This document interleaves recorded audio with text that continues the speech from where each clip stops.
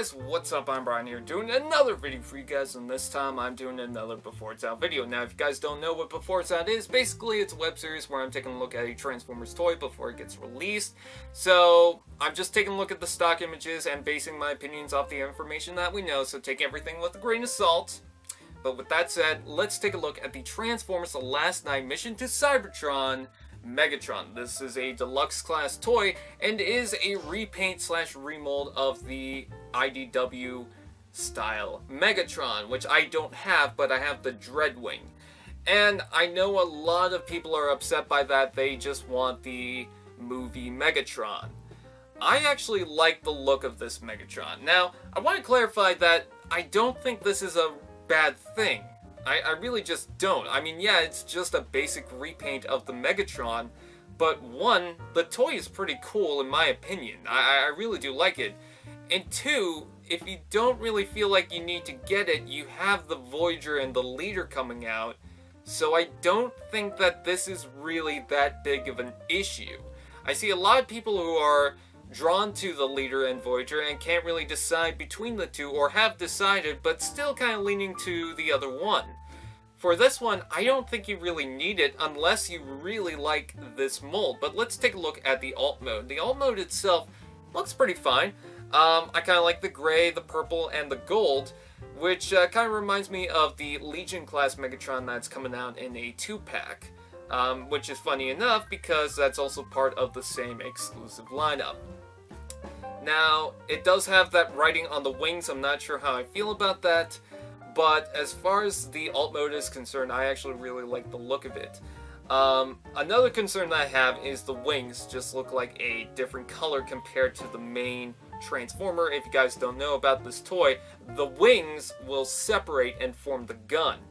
And as far as this toy is concerned, it looks like the paint on that is going to be different even in the CGI photo.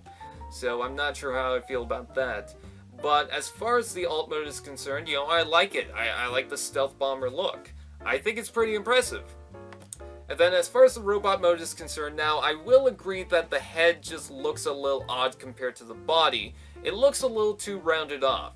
Until I got the Dreadwing, and the Dreadwing's kind of rounded off too, so I'm not really that upset by this. I kind of like the fusion cannon with the orange. I think that's pretty cool. Has a lot of gold, which is kind of weird, but I'm not too upset by that. The purple is fine.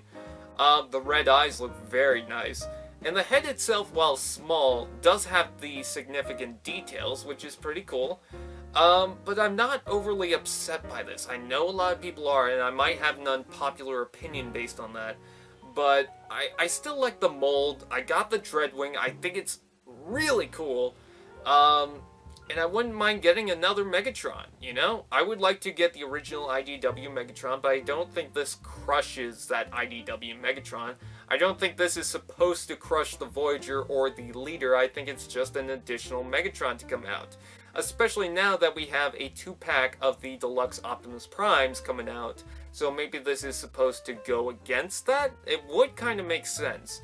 But I don't think there's any significance to this toy. I don't think you need this toy, but I just would really like to get this toy because I like the mold itself, and I would like to get another version of this. I don't think it's cheap, really, to just make a repaint, because again, we've already got the Voyager, we've already got the Leader, we don't really need a deluxe one, but they decide to do this anyways. I feel like if they didn't do this, then we just wouldn't have a deluxe Megatron.